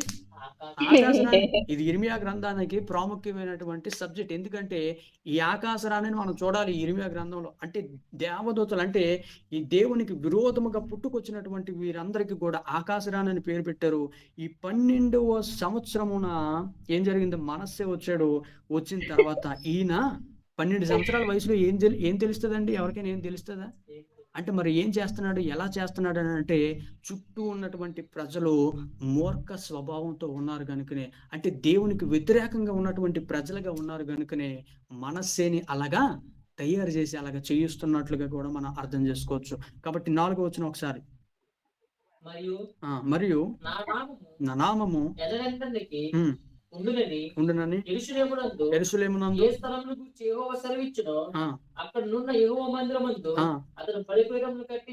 అతని బలిపీఠమును ఇక్కడ చాలా ప్రాముఖ్యమైనటువంటి అంశం ఏంటంటే ఆ విగ్రహారాధన చేశాడు. మరలా యెరూషలేమును ఎలా చేసుకున్నా చేసుకోవచ్చు కానీ ఈ దేవతలను పూజించవచ్చు కానీ ఇప్పుడు ఏం చేశాడంటే సొలొమోను కట్టినటువంటి మందిరములో మరొక మందిరం కట్టాడండి. ఇప్పుడు చూడండి ఎలాగైపోయిందంటే పరిస్థితి, ఒక చర్చిలోనే మరలా ఇంకొక గుడి కట్టినట్టు అయిపోయింది. అక్కడ వాక్యాన్ని మనం శ్రద్ధగా చదివితే యెరూషలేములో ఆ దేవాలయంలో మరొక గుడిని కట్టడానికి ప్రారంభించారు. అంటే ఎంత దుర్నీతి, ఎంత ఫార్ ఫ్రమ్ గాడ్, దేవునికి ఎంత దూరం అయిపోయారో చూడండి ఇక్కడ మనష్షే పరిపాలనలో. 6వ వచనం. అంతేకాదు అక్కడతో ఆపలేదు, ఇంకా చేశాడు. ఏంటి 6వ వచనంలో తెలియపరచు. బెన్హిన్నోము లోయయందు బెన్ సాగించి ఆ ముహూర్తములను విచారించుచు ఆ మంత్రమును చెల్లంగితనమును ఆ వాడుకు చేయు ఉమ్, కన్న పిశాచములతోను ఆ సౌదగండ్రతోను ఉమ్, సాంగత్యము చేయుచు ఆ యెహోవా దృష్టికి బహుగా చెడు నడతనొచ్చు. యెహోవా దృష్టికి బహుగా చెడు నడత నడిచాడు అసలు. అవును, ఆయనకు కోపము పుట్టించెను. ఆయనకు కోపం పుట్టించాడు. ఇక్కడ మనం చూడగలిగితే ఇక్కడ ఏం జరిగిందో తెలుసా? బెన్ హిన్నోము అనేటటువంటి పదము పాత నిబంధనకి చాలా ప్రాముఖ్యమైనది. ఎందుకంటే అది చాలా భయంకరమైనటువంటి లోయ. ఆ లోయలో ఏం చేసేవారో తెలుసా అండి? చిన్న పిల్లలను నరికేసి వారిని బలి చేసి ఆ లోయలో పడేసేటటువంటి లోయలో పడేసి వారిని అగ్ని మీద నడిపిస్తున్నారటండి. ఎంత దుర్నీతిగా ప్రవర్తిస్తున్నటువంటి ఈ రాజు. ఈ లోకంలో కూడా, ఈ భారతదేశంలో కూడా సతీ సహగమనం అని, లేకపోతే ఆ గంగ ఆ నదిలో మనం నడుస్తున్నప్పుడు పిల్లలు ఒకవేళ శంఖలో ఉండి వాళ్ళు ఏడిస్తే గంగకు సమర్పించాలని గంగలో విడిచిపెట్టేటటువంటి రోజులు ఈ భారతదేశంలో కలిగాయి, జరిగాయి. కాబట్టి ఈ ప్రస్థానం అంతా ఇప్పుడు ఇక్కడ భారతదేశంలో పుట్టింది కాదు. ఈ ప్రస్థానం ఇప్పుడు ప్రారంభించింది కాదు. ఇది ఆదిలోనే, అంటే వస్తున్నటువంటి రాజ్య పరిపాలనలో మనస్సే కాలంలోనే ఇది ప్రారంభమయ్యింది. ఈ మనస్సే ఎంత వ్యతిరేకంగా దేవునికి నడుస్తున్నాడు కనుకనే ఆ దేవుడు ఆయనకి ఏం చేశాడో తెలుసా? మనస్సేకి విరోధముగా, దేవునికి విరోధముగా మనస్సే దుర్నీతి కార్యాలు చేశాడు కనుకనే దేవుడు ఏం చేశాడు తెలుసా? చూశాడు, అవకాశాలు ఇచ్చాడు. చివరికి ఒక మాట చూద్దాం. 2వ రాజులు 21వ అధ్యాయము 16వ వచనాన్ని మనం చూడగలిగితే దేవుడు ఎలాగా మనస్సేని అబ్జెక్ట్ ఒకసారి చూద్దాం.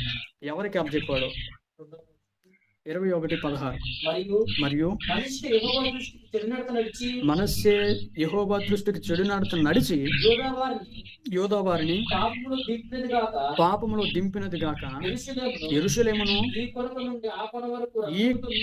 ఈ కొన నుండి ఆ కొన వరకు యెరూషలేము వారిని ఏం చేశాడంటే రక్తముతో నిండినట్లు నిరాపరాధుల రక్తమును బహుగా ఒలిపించాను.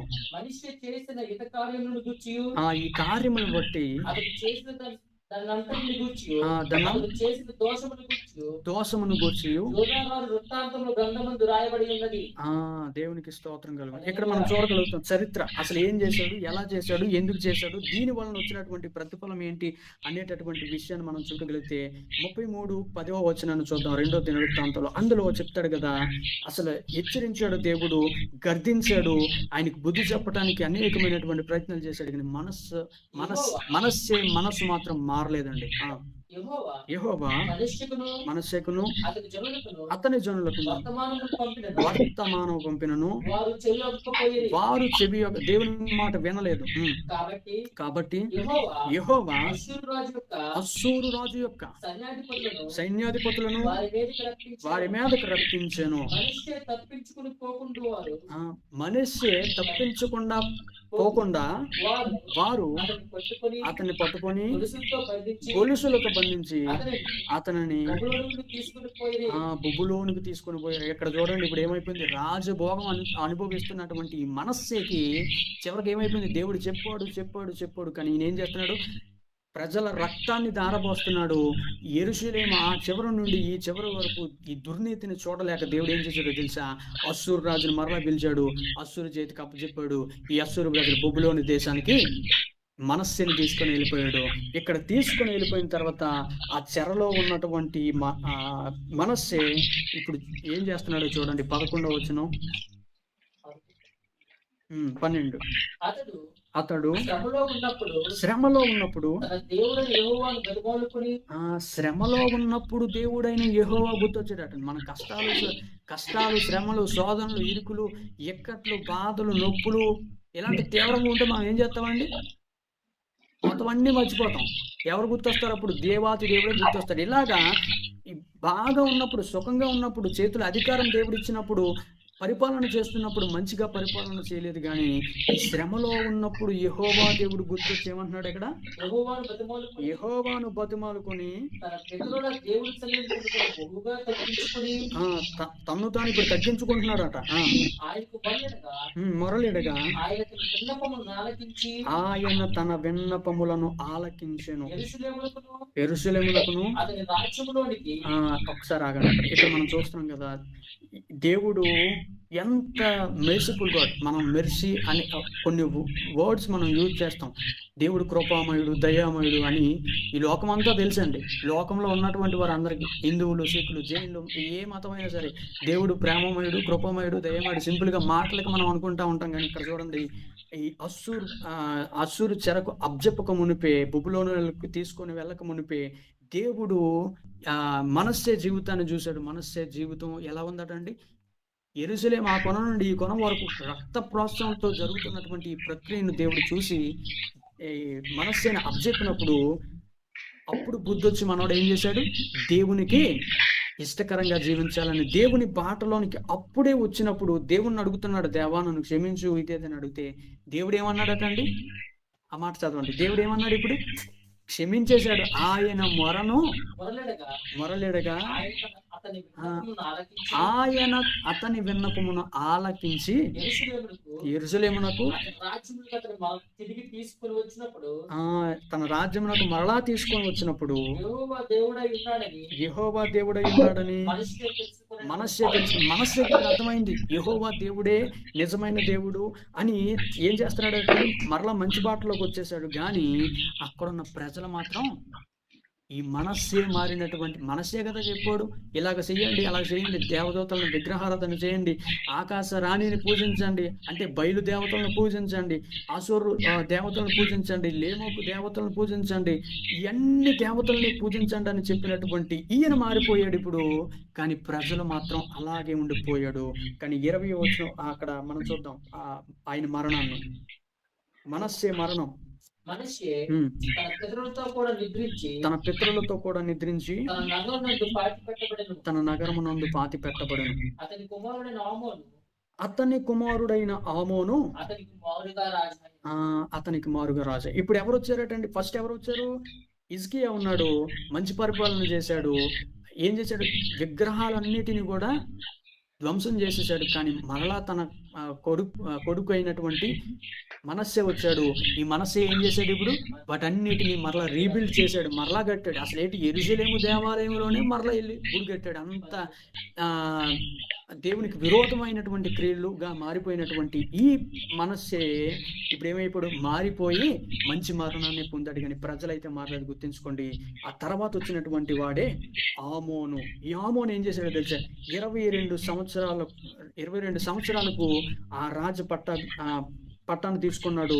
ఆయన ఏం చేశాడో తెలుసా, ఆయన కూడా మరలా చాలా దుర్నీతిగా ప్రవర్తించాడు. 21-24 మనం చదువుతాం.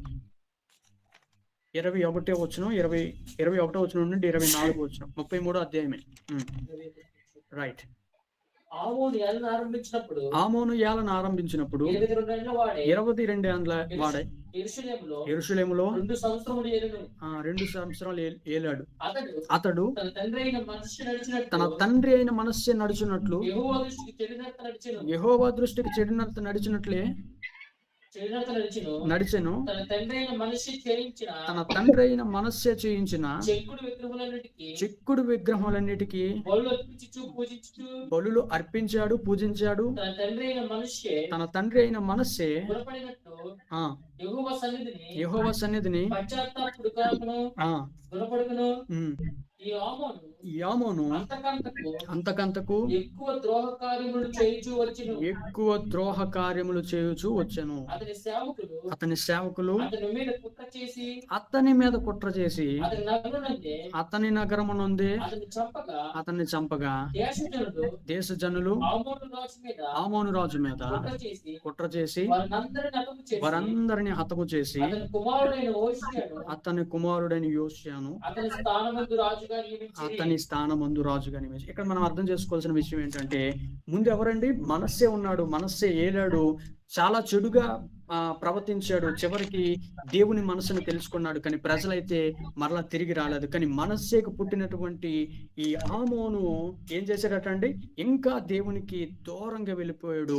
ఈ destroyed the many idols and he build lot of things. అంటే ఈయన మరలా అనేకమైనటువంటి విషయాలు దేవునికి వ్యతిరేకంగా చేసినందువలన దేవుడు ఎలాంటి మరణం వచ్చిందో తెలుసండి, ఆ ప్రజలు ఎలాంటి వారో తెలుసండి. ఆ రాజు కాలంలోనే వారిలో ఉన్నటువంటి వారే ఏం చేశారు? ఇప్పుడు సిలువ వేసేసినట్టుగా, అంటే ఆయనని చంపేసినట్లుగా మనం చూడగలుగుతా ఉంటాం. కాబట్టి ఆయన చనిపోయాడు. ఇప్పుడు ఎవరు వచ్చారు? యోషియా వచ్చారు.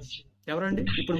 ఇప్పుడు ఇర్మియా గ్రంథం 1వ అధ్యాయంలో యోధా ప్రజల్ని రాజుగా ఉండి నడిపిస్తున్నటువంటి వ్యక్తి ఎవరండి? యోషియా. ఆ యోషియా కోసం మనం తెలియాలంటే హిజ్కియా తెలియాలి. హిజ్కియా తర్వాత వచ్చినటువంటి కుమారుడైనటువంటి మనస్సే గురించి తెలియాలి. మనస్సే గురించి తెలియాలి, తర్వాత ఆమోను కోసం తెలియాలి. ఆమోను కోసం తర్వాత యోషియా కోసం తెలియాలి అని చెప్పుకున్నాం కదా. వీళ్ళ జీవితాలు ఇలా ఉన్నాయండి. ఒకరు హిజ్కియా అయితే మంచిగా పరిపాలన చేశాడు. ఆమోను అయితే దేవునికి బాగా వ్యతిరేకంగా జీవించాడు. మనస్సే దేవునికి వ్యతిరేకంగా జీవించాడు, కానీ మరలా తెలుసుకున్నాడు. ఆమోను మరలా దేవునికి బాగా వ్యతిరేకం అయిపోయాడు. కానీ ఇప్పుడు యోషియా వచ్చాడు. యోషియా వచ్చి ఏం చేశాడో తెలుసా? మరలా దేవునికి ఇష్టకరమైనటువంటి కార్యాలని పునఃప్రారంభించాడు. దేవునికి స్తోత్రం కలుగును. హల్లెలూయా. అందుకనే ఇర్మియా చివరిగా నేను ముగించేస్తున్నాను. దేవుని యొక్క ప్రణాళిక చూడండి. ఒక రాజ్యంలో ఇద్దరిని బట్టి దేవుని ప్రణాళిక ఇప్పుడు కలిగి ఉంది. ఏంటి? మొట్టమొదటి వాడు ఎవరంటే రాజు అని యోషియా, రెండోది ప్రవక్త యాజకుని కుటుంబంలో నుండి వచ్చినటువంటి ఇర్మియా. చూడండి దేవుని ప్రణాళిక. దేవుడు ఇద్దరిని ఈక్వల్ గా తీసుకెళ్తున్నాడు. ఇప్పుడు ఎవరు? ఒక పక్క యోషియా, ఇంకొక పక్క ఇర్మియా. ఎందుకు? దేవుని యొక్క రాజ్యముని, అంటే దేవుడు తన లీనేజ్ లో నుండి, అంటే తన వంశావళిలో నుండి, తన జనరేషన్స్ లో నుండి దేవుడు రావాలని ప్రణాళిక కలిగి ఉన్నాడు. కనుకనే దేవుడు వీరందరికీ అవకాశాలు ఇస్తూ కాపాడుతూ ఎంతవరకు వచ్చాడు. ఇక్కడ దేవుడు వీళ్ళిద్దరిని వాడుకోవటానికి ఇష్టపడుతున్నాడు. ఇర్మియా గ్రంథం 11వ అధ్యాయం 1వ వచనం ఒకసారి చదవగలిగితే, యెహోవా యొద్ద నుండి ఇర్మియాకు ప్రత్యక్షమైనటువంటి వాక్కు, మీరు ఈ నిబంధన వాక్యమును వినండి. యోధా మనుషులతోను యెరూషలేము నివాసులతోను నువ్వు ఇలాగ మాట్లాడి తెలియజేయవలను. ఇశ్రాయేలు దేవుడైన యెహోవా సెలవిచ్చినదేమనగా, ఈ నిబంధన వాక్యములను విననొల్లని వాడు శాపగ్రస్తుడు అవుతాడంట. ఐగుప్తు దేశంలో నుండి, ఆ ఇనప కొలుములో నుండి మీ పితరులను రప్పించిన దినమున నేను మీకు ఒక ఆజ్ఞ ఇచ్చాను. నేడున్నట్టుగా పాలు తేనెలు ప్రవహించు దేశమునకు నీ పితరులకు ఇచ్చినటువంటి ప్రమాణం వారితో చేసిన ప్రకారం నేను నెరవేర్చున్నట్లు మీరు నా వాక్యమును విని నేను మీకు ఆజ్ఞాపించిన విధులన్నిటినీ ఈ నిబంధన వాక్యమును అనుసరించని ఎడల మీరు నాకు జనులై ఉందురు, నేను మీకు దేవుడై. చాలండి. ఇక్కడ మనం చూడగలిగితే ఇర్మియా 11వ అధ్యాయం 1వ వచనంలో మనం చూడగలిగితే ఇర్మియాకి తెలియపరుస్తున్నటువంటి మాట ఏంటో తెలుసా? If you are live like holy and then God allow to live in the city which is gives the honey. చూడగలిగితే పాలు తేనెలు ప్రవహించు దేశంలో నీవు ఉండాలంటే నీవు పరిశుద్ధంగా జీవించాలని ఇర్మియా ద్వారా దేవుడు చెప్తున్నటువంటి మాట ఏంటో తెలుసా?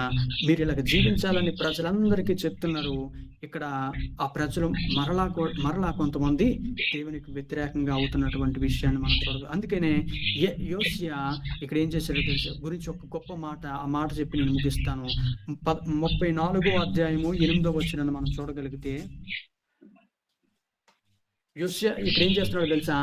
ఎవరైతే ఇశ్రాయేలు దేశములో యెరూషలేము దేశంలో ఒక మంచి మందిరాన్ని కట్టాడో సమూయేలు, ఆ మందిరంలో మరలా ఈ మనస్సే, నామోను వీళ్ళందరూ వచ్చి ఎలాగైతే మరలా దాన్ని అనేకమైనటువంటి గుడులు చేసి అవన్నీ చేశారో వాటన్నిటినీ ఏం చేయాలి? అంటే వాటన్నిటిని రీమోల్డింగ్ చేయాలి. ఎందుకంటే కట్టినటువంటి దాన్ని మరలా కట్టి అది మరలా మందిరంగా ఉన్న దాన్ని మరలా అన్య దేవతకు సమర్పించి ఎలాగ చేస్తున్నందుకు యోషువ ఒక మంచి తీర్మానం తీసుకోవడానికి ముందుకు వచ్చాడు. దినవృత్తాంతంలో 34:15. అప్పుడు హిల్కీయా యెహోవా మందిరమందు ధర్మశాస్త్రము ఒక గ్రంథము దొరికిందంట. ఏం చేస్తున్నాడు ఈ యోషియా? మందిరాన్ని మరలా నిర్మించటానికి ప్రారంభించినప్పుడు ఆయనకి ఏం దొరికిందటండి? హిల్కీయాకు ఒక గ్రంథం దొరికింది. హిల్కీయా ఎవరు? ఇర్మియా యొక్క తండ్రి.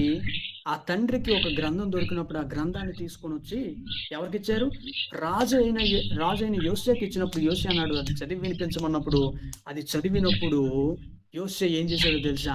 ఆ మాటలు చదివి చాలా బాగుంటాయి, కానీ మనకు సమయం లేదు కనుక ఒక మాటలో నేను ముగిస్తాను. అదేంటంటే హిల్కీయా ఆ గ్రంథం కనుగొన్నప్పుడు, ఆ గ్రంథం దొరికినప్పుడు ఆ గ్రంథాన్ని పట్టుకొని వచ్చి యోషియా రాజు ముందు చదివినప్పుడు అప్పుడు యోషియా రాజు ఏమంటున్నాడో తెలుసా? అది చదివిన వెంటనే కన్నీరు పెట్టుకొని ఏడుస్తూ తన వస్త్రములను చింపుకుంటున్నాడు. రాజు విని తన వస్త్రములను చింపుకొని హిల్కీయాకును మీకా కుమారుడైన అబ్దోనుకును శాస్త్రి షాఫానుకును రాజు సేవకుడైన ఇలాగ ఆజ్ఞ ఇచ్చును, మీరు వెళ్ళి వీరందరికి ఒక ఆజ్ఞ ఇచ్చాడటండి యోషియా. ఏంటనంటే మీరు వెళ్ళి దొరికిన ఈ గ్రంథములో ఉన్న మాటల విషయమై ఇశ్రాయేలు యోధా వారిలో శేషించిన వారిలో కొరకు యెహోవా యొద్ద విచారించండి. మన పితరులు ఈ గ్రంథములో ఉన్న మాటలను అనుసరించకయు యెహోవా ఆజ్ఞలను గైకొనక ఉన్నారు గనుక యెహోవా కోపం మన మీదకి అత్యధికముగా వచ్చి ఉన్నది. ఇక్కడ చూసారండి, అసలు ఈ గ్రంథంలో ఏముంది? యోషియా చూసి ఎందుకు వస్త్రాలు చింపుకున్నాడంటే ఆ గ్రంథంలో దేవుడు నాశనాన్ని పంపుతాడని ఉన్నది. కాబట్టి అందుకని వీరందరికీ ఆజ్ఞాపిస్తున్నాడు యోషియా ఏమని? మీరు వెళ్ళి ఏం చేయండి? ప్రార్థన చేయండి. మరి ముఖ్యంగా ఇంకొక మాట చెప్తున్నాడు ఏంటంటే 34:22లో అసలు మీరు వెళ్ళి ఒక ప్రవక్తను ఎత్తకండి, ఆ ప్రవక్తకి ఈ గ్రంథాన్ని ఇవ్వండి అని చెప్తున్నాడు. హిల్కీయాను ఒక రాజు నియమించిన వారు ఆ సంగతిని గురించి విచారణ చేయుటకై తిక్వా కుమారుడైన వస్త్రశాలకు పై విచారణకర్త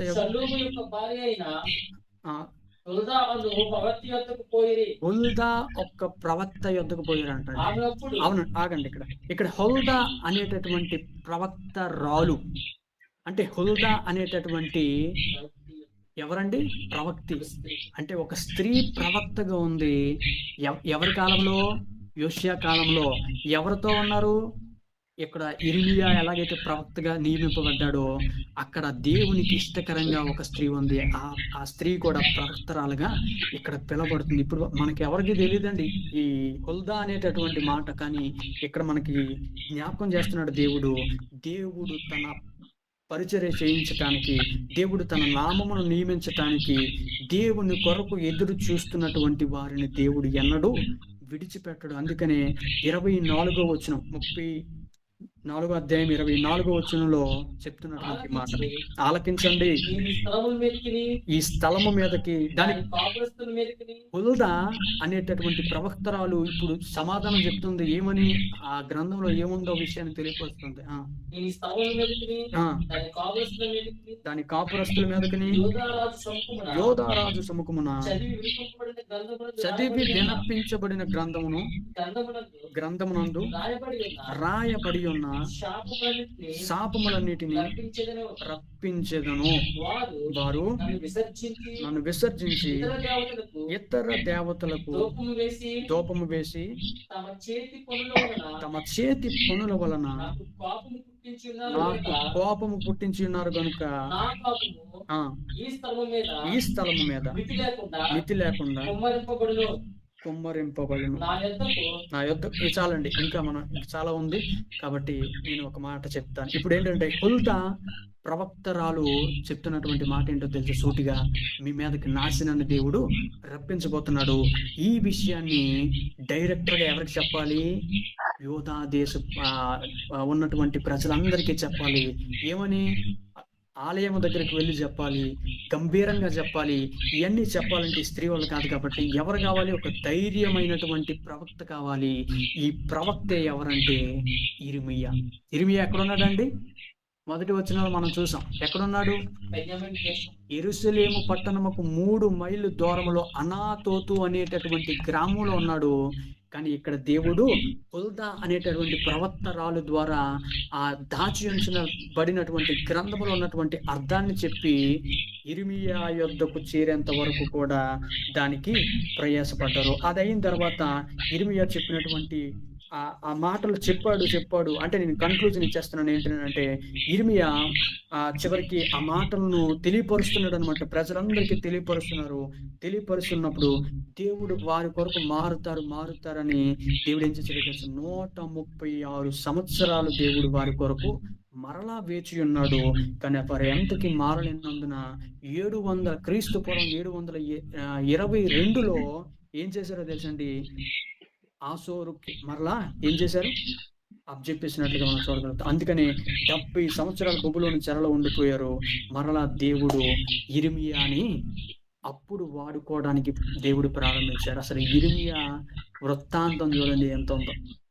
ఇప్పుడు మనం ఇర్మియా కోసం నేర్చుకోవాలంటే ఈ వృత్తాంతం అంతా కూడా, ఈ హిస్టరీ అంతా కూడా ఎలాగ అబ్రహాములో నుండి ఎంత హిస్టరీ వచ్చిందో మరలా ఇక్కడ ఇర్మియా తండ్రి తాత ముత్తాతలలో నుండి ఆ హిస్టరీని మనం గమనించగలిగితే ఎంత విషయాన్ని మనము నేర్చుకోగలిగాం. దేవుడు మరొక అవకాశాన్ని ఇస్తే చాలా చాలా లేట్ అయిపోయింది, నన్ను దయతో క్షమించండి. కానీ దేవుడి మాటలు మాత్రం చాలా శ్రేష్టమైనది. దేవుడు ఇర్మియాని పిలుచుకున్నటువంటి దేవుడు ఈరోజు మనల్ని కూడా పిలుస్తున్నాడు. మనం ఆయన పిలుపుకు మనము నేను బాలుని కదా, నేను చిన్నవాడిని కదా, నాకేం తెలియదు ప్రభువా అని మనం మారు మాట ఆడకుండా దేవుడు మనకిచ్చినటువంటి తలాంతులు ఆయన సన్నిధిలో మనం ఉపయోగించుకుంటూ ఆయన కొరకు జీవించేటటువంటి వారిగా మనం జీవించగలిగితే ఇర్మియాను నిలబెట్టుకున్నటువంటి దేవుడు నిన్ను కూడా నిలబెట్టుకుంటాడు. ఇర్మియాని వాడుకున్నటువంటి దేవుడు ఈరోజు నిన్ను కూడా వాడుకోవడానికి ఆయన ఇష్టపడుతున్నాడు. దేవుడు మరొక అవకాశాన్ని ఇస్తే ఖచ్చితంగా మనము ఇర్మియా ఎలాగ తన జీవితంలో దేవుడు ఎలాగ వాడుకున్నాడు అనే విషయాలను కూడా మనము క్లుప్తంగా నేర్చుకుందాం. ఇంతవరకు చాలా విషయాలు నేర్చుకున్నాం. మరి ముఖ్యంగా చాలా పేషెన్స్తో చివరికి మిగిలి ఉన్నటువంటి మీకు అందరికీ నా హృదయపూర్వకమైనటువంటి వందనాలు తెలియపరుస్తున్నాను. సమస్త మహిమ ఘనత దేవునికే చెల్లును గాక. ఈ కొద్ది మాటలు దేవుడు దీవించి ఆశీర్వదించి నడిపించును గాక. ఆమేన్. How to brother host. Thank you, Anna. Thank you for the wonderful message.